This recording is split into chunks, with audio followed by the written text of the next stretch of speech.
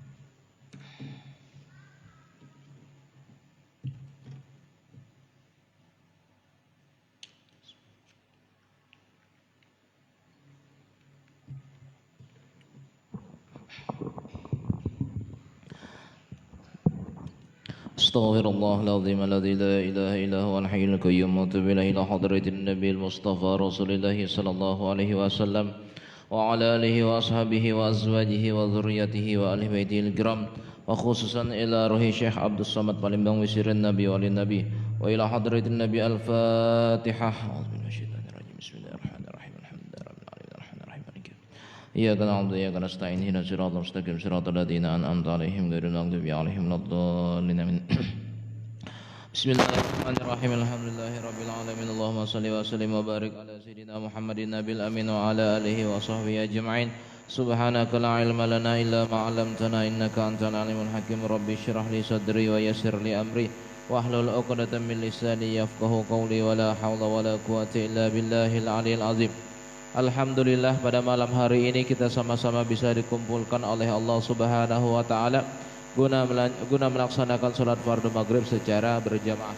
Selawat serta salam selalu tercurahkan kepada junjungan kita Nabi besar Muhammad sallallahu alaihi wasallam beserta para keluarga beliau, para sahabat, kerabat dan pengikut beliau hingga hari kiamat.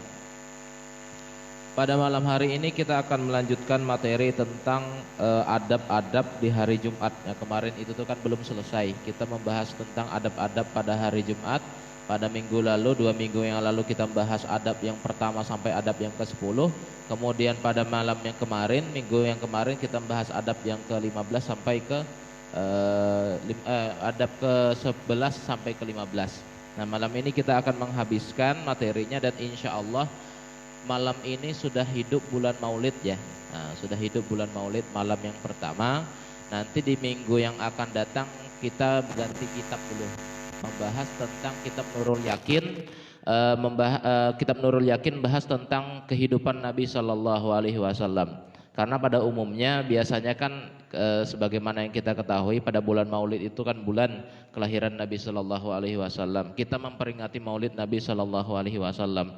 Namun yang kami agak risihkan sedikit itu ketika Maulid Nabi Shallallahu Alaihi Wasallam, ceramah yang diutarakan pada Maulid Nabi Shallallahu Alaihi Wasallam bukan mengenai tentang sejarah kehidupan Nabi, kebanyakannya masalah-masalah yang lain. Nah, di sini kami tergerak hati kami agar kita selama 1 bulan nantinya 4 minggu itu kita membahas tentang kehidupan Nabi Shallallahu Alaihi Wasallam. Kita lanjutkan sedikit, ini adab yang selanjutnya, adab yang ke-16. Adab tentang di hari Jumat.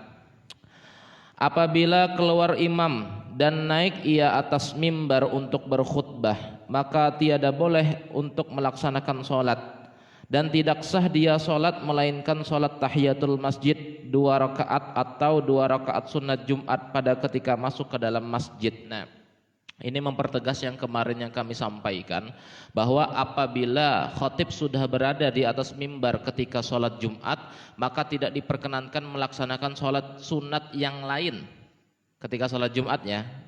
Ketika sholat Jumat tidak diperkenankan melakukan sholat sunat yang lain kecuali sholat sunat tahiyatul masjid atau sholat sunat qobliyah Jumat. Cuma 2 sholat itu aja, dan itu pun harus dengan ringkas. Jadi jangan berlama-lama, ya paling tidak membaca Al-Fatihah kemudian langsung ruku. Nah seperti itu kemarin yang sudah kami sampaikan. Dan makruh pada ketika itu berkata-kata melainkan menjawab azan, maka yaitu hukumnya sunnah. Maka ketika khotib sudah berada di atas mimbar, jangan berkata-kata, jangan ngobrol, dan jangan melakukan aktivitas-aktivitas yang sia-sia. Kami agak kecewa, biasanya di beberapa masjid itu tuh kan orang sudah khutbah, tapi di luar itu tuh ada yang jualan kan, jualan pentol dan lain sebagainya. Gak masuk ke dalam masjid, malah makan pentol, merokok dan sebagainya. Nah, apakah dia mendapatkan pahala Jumat? Tidak mendapatkan pahala Jumat sama sekali. Sholat Jumatnya dia dapat tapi tidak mendapatkan pahala Jumat, karena ketika khotib berada di atas mimbar dia melakukan perbuatan-perbuatan yang sia-sia. Nauzubillahi min dzalik. Nah itu ya. Jadi kita ketika khutbah itu diusahakan berada di dalam masjid. Ketika berada di dalam masjid, dengarkan dengan sungguh-sungguh. Dengarkan dengan sungguh-sungguh, simak dengan sungguh-sungguh apa yang dikatakan oleh khatib. Nah, maka di sini kan makruh hukumnya berkata-kata, bahkan misalkan ada anak-anak, misalkan ada anak-anak yang anak-anak ini nih mereka itu tuh ngobrol misalkan, atau misalkan teriak-teriak atau lain sebagainya, kita cukup menegur dengan isyarat. Menegur anak-anak itu ketika khutbah Jumat dengan isyarat, jangan menegur dengan kata-kata. Misalkan, "Oi, diam," misalkan seperti itu kan, kita menegur, itu hukumnya makruh. Kita mendapatkan sesuatu, kita melakukan sesuatu yang sia-sia. Lagho namanya kalau dalam bahasa Arab. Wa mal lagho fala jum'atalah, kata Nabi. Barang siapa yang melakukan perbuatan sia-sia maka tidak akan mendapatkan pahala Jumat. Jumatnya sah tapi tidak mendapatkan pahala apapun. Kita tegur dengan isyarat, misalkan kita tepuk atau kita kasih isyarat supaya mereka diam. Nah seperti itu. Nah oleh karena itu disunahkan, salah satunya disunahkan kita sebelum melaksanakan sholat Jumat itu tuh melakukan sholat sunat 2 rakaat apabila selesai azan. Selesai azan Jumat ya. Baik itu biasanya selesai azan yang pertama. Nah memang ada sebagian pendapat dari teman-teman kita dari ormas, saudara-saudara kita dari ormas Muhammadiyah, mereka mengatakan apa? Tidak ada istilahnya itu tuh sholat qobliyah Jumat, itu enggak ada. Jadi habis azan mereka langsung khutbah. Nah itu kalau dari teman-teman kita, saudara-saudara kita dari Muhammadiyah, memang ada pendapatnya seperti demikian. Hadis nabinya ada juga seperti demikian. Nah kita ada enggak hadisnya? Ada. Nah ini kami sampaikan. Hadis Nabi sallallahu alaihi wasallam, wa an Abi Hurairah radhiyallahu anhu qala jaa Sulaykun al-Ghatafani wa Rasulullah sallallahu alaihi wasallam yakhutubu faqala lahu an-nabiy sallallahu alaihi wasallam asallaita rak'ataini qabla an taji'a qala la qala fa shalli rak'ataini wa tajawwaz fihima. Sunan Ibnu Majah. Diriwayatkan dari Abu Hurairah berkata, Sulaik al-Ghatafani datang ke masjid, salah seorang sahabat Nabi sallallahu alaihi wasallam datang ke masjid. Sedang Rasulullah pada saat itu sedang berkhutbah. Rasulullah pada saat itu sedang berdiri berkhutbah. Lalu Nabi SAW bertanya kepada Sulaik al-Ghatafani tersebut, sudahkah sholat sebelum datang sini? Sudah sholat sunat belum? Kata Nabi. Sebelum datang sini sudah sholat sunat? Kata Nabi. Lalu kata Sulaik, kata sahabat tersebut menjawab, belum ya Rasulullah. Maka Nabi SAW bersabda, sholatlah 2 rakaat dan ringankan saja, jangan membaca surah yang panjang-panjang, itu kata Nabi. Oleh karena itu apa? Ini dasar kita atau dalil kita melaksanakan sholat sunat qobliyah Jumat. Nah adapun yang di hadis yang lain itu memang ada salah satu di riwayat yang lain, tapi kita tidak menggunakan itu. Oleh karena itu hadis ini ditegaskan atau dikuatkan oleh pendapat Imam Nawawi.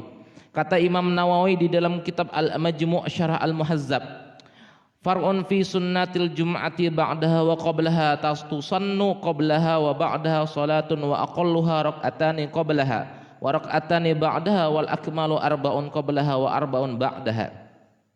Kata Imam Nawawi di dalam kitab Majmu' Syarah Al-Muhazzab, menerangkan tentang sunnah sholat Jumat sebelum dan sesudahnya. Kata Imam Nawawi, disunnahkan sholat sunat sebelum dan sesudah sholat Jumat paling sedikit 2 rakaat sebelum dan sesudah sholat Jumat, itu paling sedikit. Paling sedikit kata Imam Nawawi.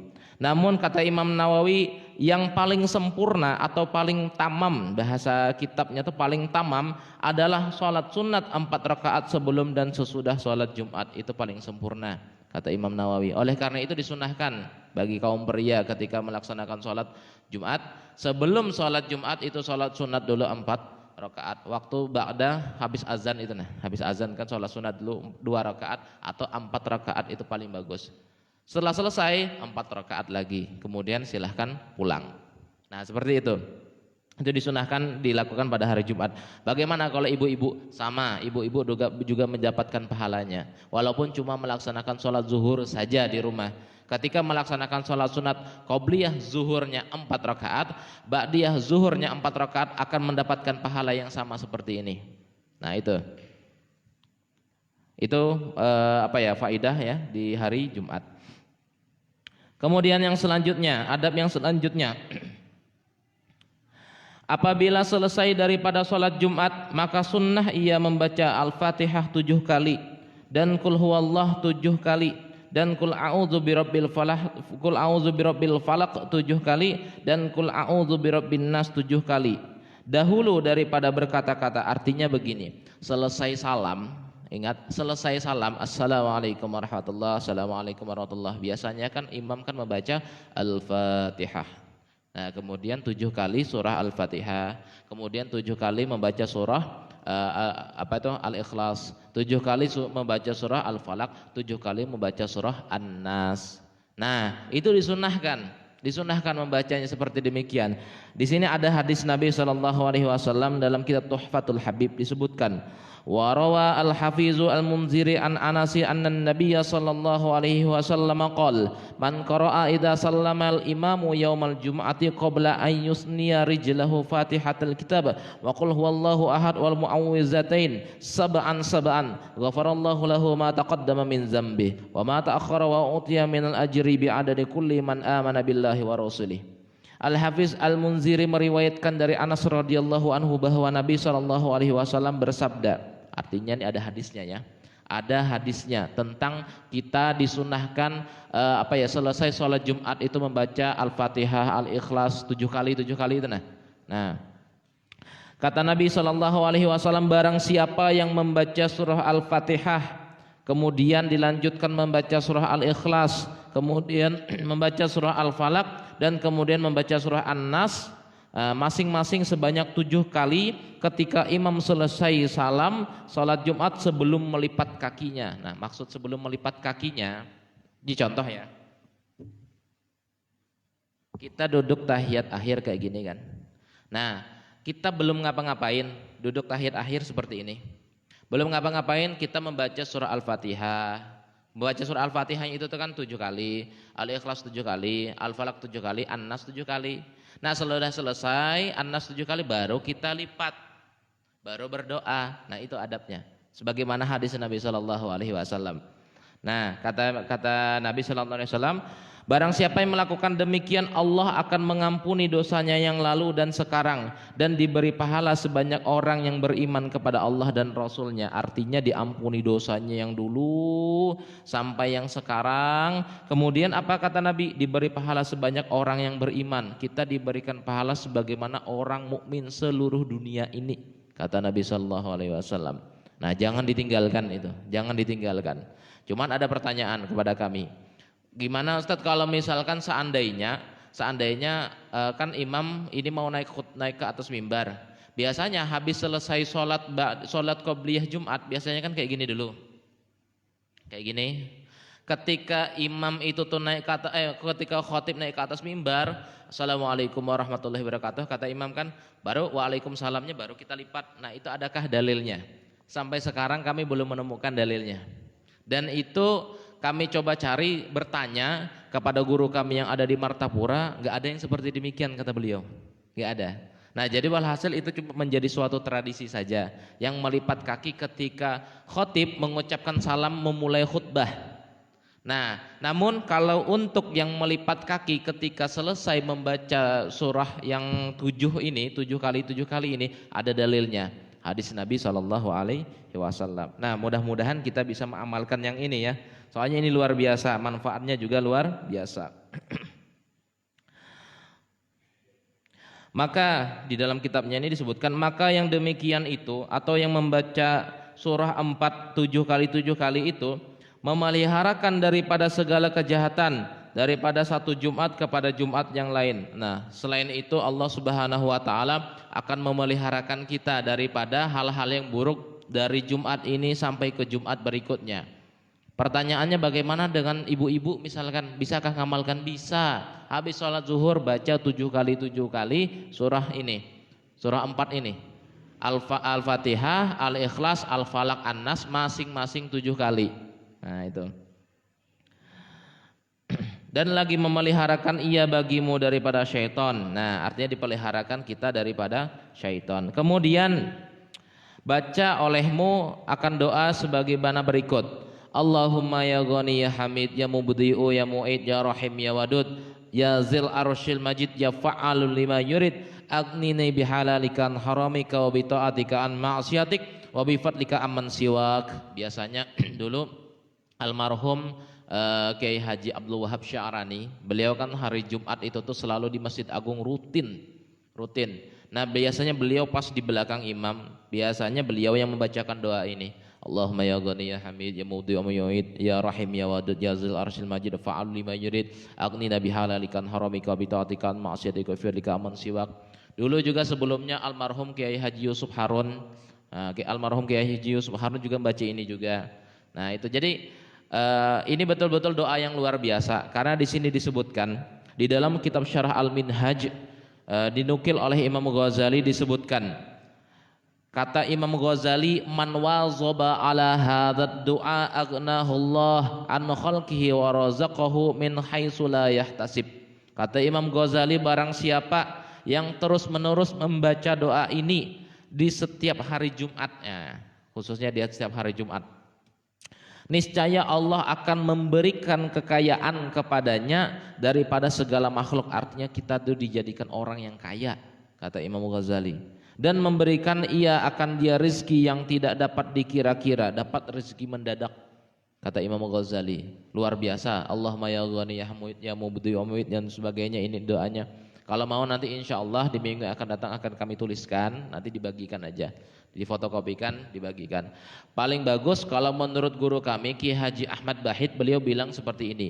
Kalau di dalam kitab Syarah Minhaj disebutkan membacanya setiap ba'da subuh 4 kali. 4 kali diulang-ulang, pendek aja nih. Allahumma ya Ghani ya Hamid ya Mubdi'u ya Mu'id ya Rahim ya Wadud aghnini bihalalikan haramika wa bita'atika an ma'asyatika bifadlika aman siwak. Nah setiap habis subuh setiap hari, mudah, sangat mudah. Nah insya Allah kata Imam Ghazali akan dikayakan dari segala makhluk dan diberikan rezeki yang tiada dikira-kira. Kemudian hadis Nabi SAW yang selanjutnya, ala u'allimuka kalimatin laukana alaika mislu jabari sabirin dainan addahullahu anka Allahumma kfini bihalalika an haramika wa aghnini bifadlika amman siwak. Nah ini sama, ini hadis Nabi SAW. Ini hadisnya tentang dalil mengenai doa tersebut. Artinya hendaklah aku, maukah kamu, kata Nabi, aku ajarkan beberapa kalimat yang apabila kau baca, maka apabila engkau memiliki hutang, maka Allah akan membayarkan hutangmu. Nah kata sahabat, ya Rasulullah, ajarkan aku doa tersebut. Maka kata Nabi SAW, bacalah Allahumma kfini bihalalika an haramik wa aghnini bifadlika amman siwak. Ini doa untuk melepaskan diri daripada hutang. Nah melepaskan diri daripada hutang. Makanya kalau misalkan kita berbicara masalah hutang itu Bu, kalau bisa ya, kalau bisa jangan berhutang. Seumur hidup tuh jangan berhutang kalau bisa. Kayak gimana kah caranya kayak gitu. Nah karena yang namanya hutang ini nih kayak gimana ya lah, ibarat kita tuh kita nggak tahu umur. Ketika umur kita habis, hutang masih ada, itu menjadi penghalang kita nantinya masuk ke surga. Itu nantinya, kecuali orangnya itu ikhlas atau dibayarkan oleh keturunan atau anak buah, kan anak cucu keturunan itu kan. Kalau tidak dibayarkan juga, ini jadi masalah, ini jadi problem. Mati meninggalkan hutang itu nantinya itu. Nah, kalau misalkan bisa jangan berhutang. Ya, ujar guru kami kan mending bersabar dulu. Sabar dulu. Kalau misalkan berhutang itu tuh resikonya atau efeknya tuh luar biasa, Bu. Jadi terkadang gimana ya?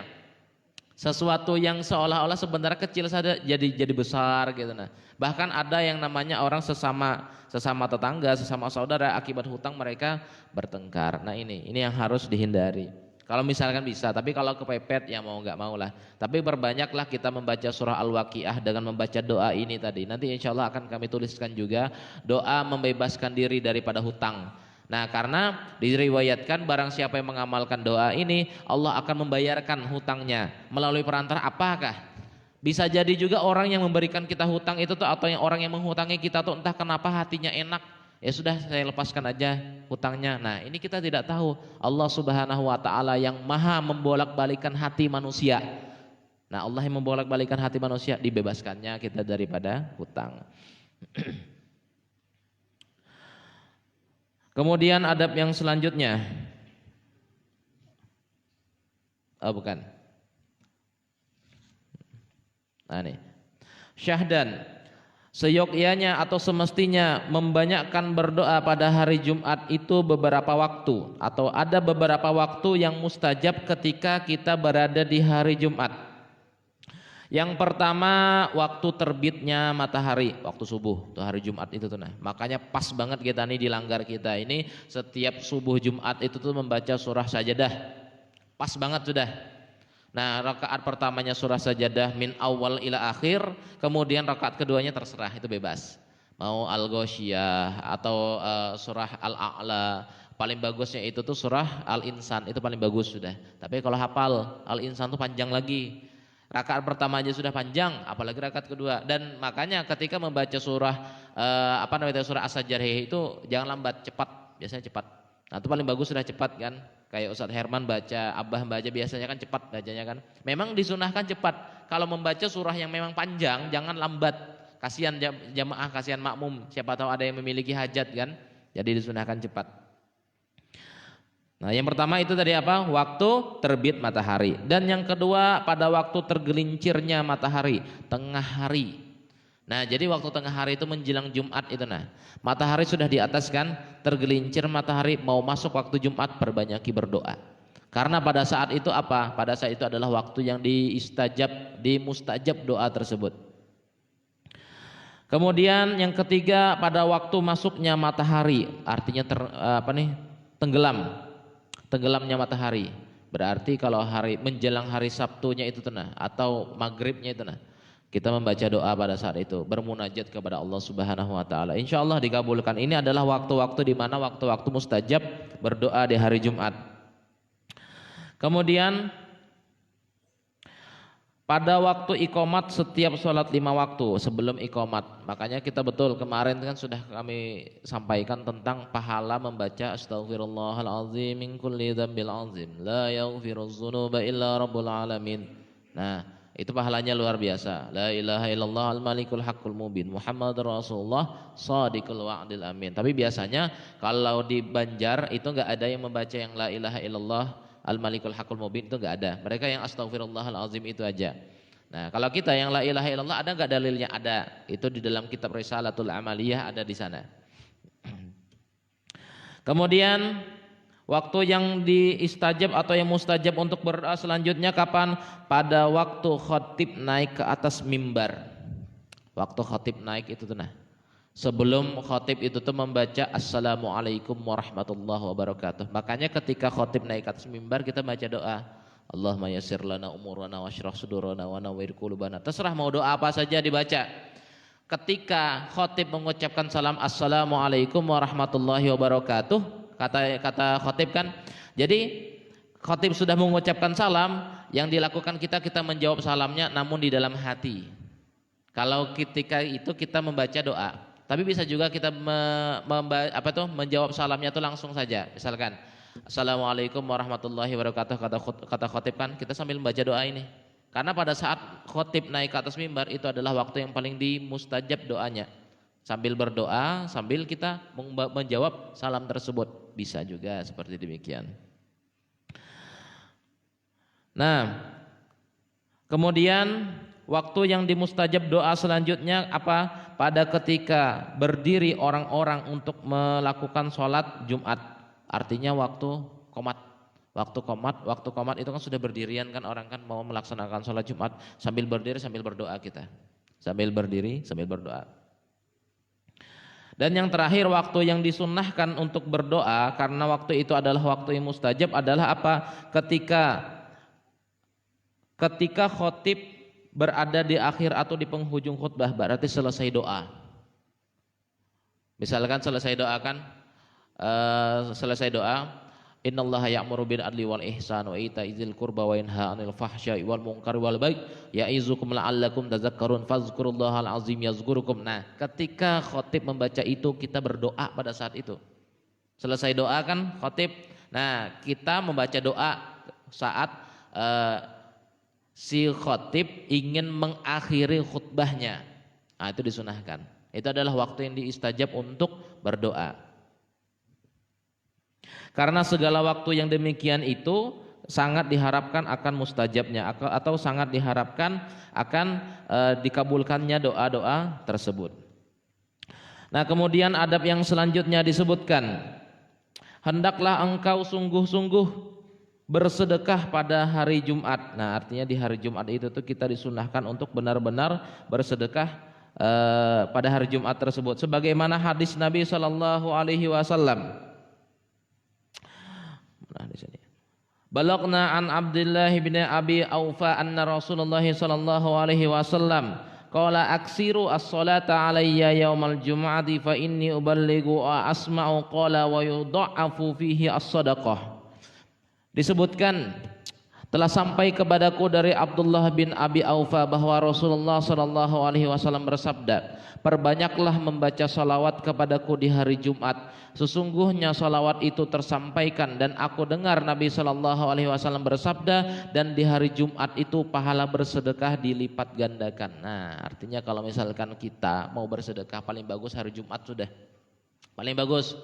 Kalau orang-orang bahari itu tuh habis Jumatan itu tuh kan kalau ada acara selamatan, ma'arwah, mahaul, tahlilan dan lain sebagainya itu habis Jumat.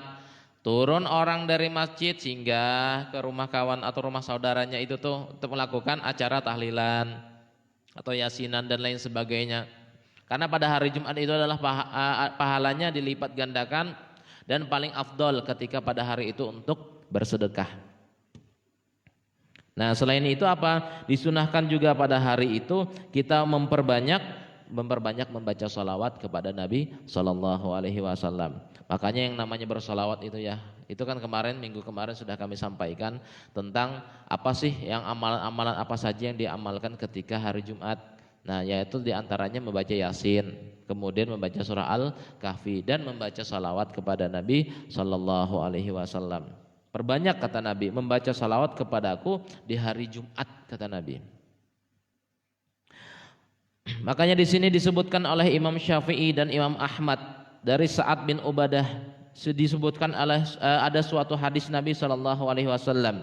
Kata Nabi, sayyidul ayyami indallahi yaumul jumu'ati wa huwa a'zamu min yaumin nahri wa yaumul fitri wa fihi khamsu khisalin fihi khalaqallahu Adam wa fihi ahbitu minal jannati ilal ardi wa fihi tuwaffa fihi wa sa'atun la yas'alul abdu fiha Allah syai'an illa a'tahu iyyahu ma lam yas'al isman aw qati'atan rahimin wa fihi taqumus sa'ah wa ma min malakin muqarribin wala sama'in wala ardin wala rihin wala jabalin wala hajarin illa wa huwa musyfiqun min yaumil jumu'ah. Nah, kata Nabi sallallahu alaihi wasallam, sayyidul ayyami indallah, rajanya hari di sisi Allah, artinya penghulunya hari di sisi Allah Subhanahu wa taala. Yaumul Jumu'ah, hari Jumat. Nah, hari Jumat itu adalah penghulunya hari di sisi Allah Subhanahu wa taala. Ia lebih agung daripada hari raya kurban dan hari raya Idul Fitri, lebih agung. Kalau bagi kita kan hari raya Idul Fitri, Idul Adha itu kan besar banget. Nah, ini hadis Nabi sallallahu alaihi wasallam diriwayatkan oleh Imam Syafi'i mengatakan bahwa di sisi Allah yang paling agung itu adalah hari Jumat dan lebih agung daripada hari raya Idul Fitri dan Idul Adha. kata Nabi Shallallahu Alaihi Wasallam. Di dalam hari Jumat itu terdapat 5 keutamaan. Pada hari Jumat Allah menciptakan Nabi Adam dan mengeluarkannya dari surga ke bumi. Nah, kemarin rasanya pernah atau belum ya kami ceritakan bagaimana proses penciptaan Adam alaihissalam. Nabi Adam alaihissalam, nah di dalam kitab Qasasul Anbiya, nah kita sambil mengutip dalam kitab yang lain ya. Jadi diceritakan bahwa Nabi Adam alaihissalam itu dibikin atau dibuat dari 4 tanah yang berbeda dari 4 penjuru bumi. 4 tanah yang berbeda dari 4 penjuru bumi. Jadi itu dicampur jadi satu menjadi Nabi Adam alaihissalam. Nah, makanya 4 penjuru bumi itu tuh di dalam riwayat dalam kitab Qasasul Anbiya itu disebutkan pertama tanahnya itu tuh diambil dari tanah Arab. Kemudian tanah yang diambil dari tanah Eropa, kemudian tanah yang diambil dari tanah Cina, dan kemudian tanah yang diambil dari tanah Afrika. Dicampur jadi satu menjadi Nabi Adam alaihissalam. Makanya keturunannya ini kan ada yang kulitnya kemerah-merahan seperti orang Amerika, orang Eropa kan. Kemudian ada yang putih kayak Cina, Jepang. Kemudian ada yang black, hitam misalkan seperti Afrika, dan ada yang sawo-sawo matang seperti Indonesia, kemudian Saudi dan lain sebagainya. Nah itu karena Nabi Adam pun diciptakan dari 4 tanah yang berbeda dalam riwayat itu. Ketika diciptakan, dibentuk, dijadikan oleh Allah Subhanahu wa taala. Nah, kemudian didiamkan selama, kalau dalam riwayat itu disebut 7 hari. Tapi 7 hari di waktu bumi dengan 7 hari di waktu Arash itu tuh berbeda. Dalam satu riwayat disebutkan 1 hari di Arash atau 1 hari di surga. 1 hari di surga itu jumlah total harinya sekitar 10.000 tahun di dunia. Berarti berapa tahun itu tuh? Kalau hitungan waktu dunia 70.000 tahun baru jadi. Itu kalau waktu dunia. Kalau waktu saya 7 hari aja. 7 hari aja, pendek saja waktu yang ada di surga itu. Karena Nabi Adam alaihissalam itu diciptakannya kan di surga kan. Ketika sudah jadi, sudah terbentuk, sudah jadi dan sudah terbentuk, ketika ingin dimasukkan ruh, mau dimasukkan roh, pada saat itu juga dimasukkan berbarengan dengan nur Muhammad sallallahu alaihi wasallam. Dimasukkan ke bagian mana? Ke bagian sulbinya Nabi Adam alaihi salam, di bagian sulbi. Diletakkan di sana nur Nabi Muhammad sallallahu alaihi wasallam. Artinya nur Nabi Muhammad yang paling pertama diciptakan di muka bumi ini adalah nur Nabi Muhammad sallallahu alaihi wasallam. Itu paling pertama tuh. Allah menciptakan Nur Muhammad, dari Nur Muhammad itu diciptakan surga, neraka, bumi dan lain sebagainya. Asal mulanya dari Nur Muhammad sallallahu alaihi wasallam. Kemudian apa? Nur Muhammad itu tuh diturunkan kepada Nabi Adam alaihi salam, disimpan di dalam sulbinya Nabi Adam alaihi salam. Nah, kemudian dari Nabi Adam alaihi salam diambil tulang rusuknya Nabi Adam alaihi salam, dijadikanlah Siti Hawa. Nah, kemudian sampai anak cucu cicit keturunannya itu. Makanya kita jangan heran kenapa ada orang warnanya putih, ada orang warnanya hitam dan lain sebagainya. Kok ada perbedaan padahal Nabi Adam kan satu saja. Dalam riwayat disebutkan memang Nabi Adam diciptakan dari 4 tanah yang berbeda. Akhirnya apa? Muncul macam-macam keturunan anak cucu cicit keturunannya ini nih. Nah, seperti itu. Itu dalam riwayat ya. Pada hari Jumat Allah menciptakan Nabi Adam dan mengeluarkannya dari surga ke bumi. Nah, pada hari Jumat pula Nabi Adam wafat. Nah, dalam satu riwayat Nabi Adam itu tuh berumur 930 tahun. Lebih tua Nabi Nuh ya. Kalau Nabi Nuh umurnya 950 tahun. Nah, jadi memang Nabi yang tertua itu Nabi Nuh. Beda selisihnya 20 tahun daripada Nabi Adam alaihissalam.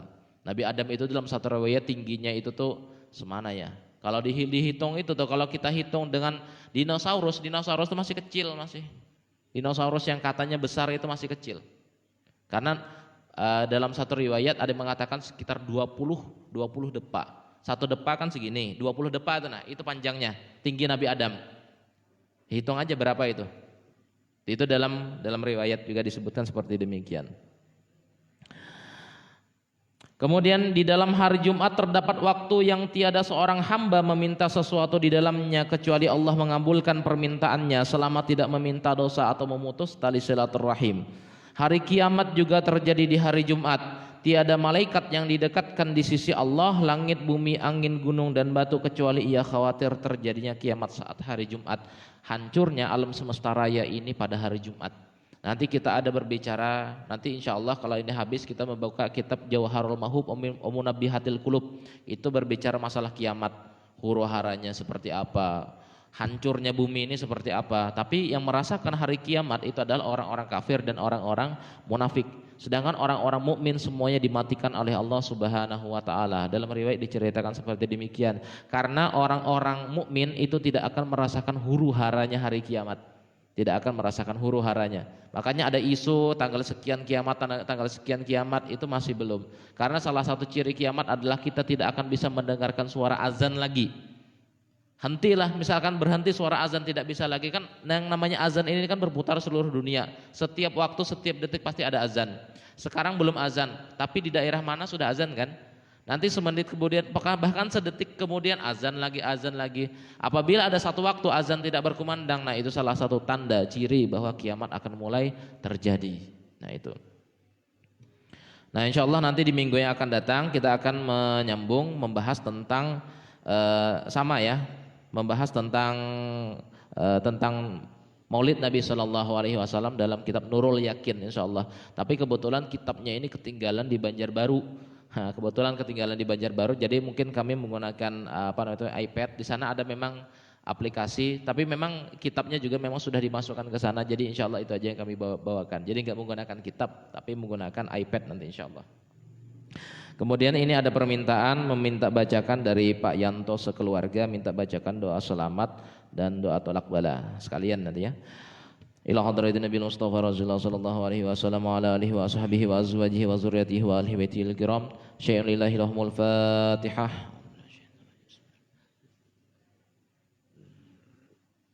La rabbil alamin arrahmanir rahim maliki yawmiddin iyyaka na'budu wa iyyaka nasta'in.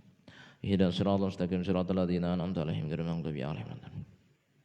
آمين الله بسم الله الرحمن الرحيم الحمد لله رب العالمين والصلاة والسلام على أشرف الأنبياء والمرسلين سيدنا مولانا محمد النبي الأمين وعلى آله وصحبه أجمعين اللهم صل وسلم على سيدنا محمد طب القلوب ودوائها وعافية الأبدان وشفائها ونور الأبصار وضيائها وقوت الأرواح غذائها وعلى آله وصحبه وسلم اللهم صل وسلم على سيدنا محمد مفتاح باب رحمة الله عدد ما في علم الله صلاة وسلاما دائمين بدوام ملك الله وعلى آله وصحبه وسلم اللهم إنا نسألك سلامة في الدين وعافية في الجسد وزيادة في العلم وبركة في الرزق وتوبة قبل الموت ورحمة عند الموت ومغفرة بعد الموت اللهم هون علينا في سكرات الموت ونجاة من النار والعفو عند الحساب اللهم ارزقنا متابعة النبي صلى الله عليه وسلم اللهم يسر لنا أمورنا واشرح صدورنا ونور قلوبنا واختم الصالحات أعمالنا يا أرحم الراحمين وخصوصا إلى هذه الحجة اللهم دفعنا عنا الغلا والبلاء والوباء والزنا والربا والفحشاء والمنكر والصيف المختلفة والشدائد والمحن وسوء الفتن والطاعون ما ظهر منها وما بطن عن بلدنا إندونيسيا هذا خاصة وعن سائر البلدان المسلمين كافة عامة إنك على كل شيء قدير ربنا آتنا في الدنيا حسنة وفي الآخرة حسنة وقنا عذاب النار صلى الله على سيدنا محمد وعلى آله وصحبه وسلم الحمد لله رب العالمين فيا أيها الراجون منه شفاعة صلوا عليه وسلموا تسليما اللهم صل وسلم وبارك عليه وعلى آله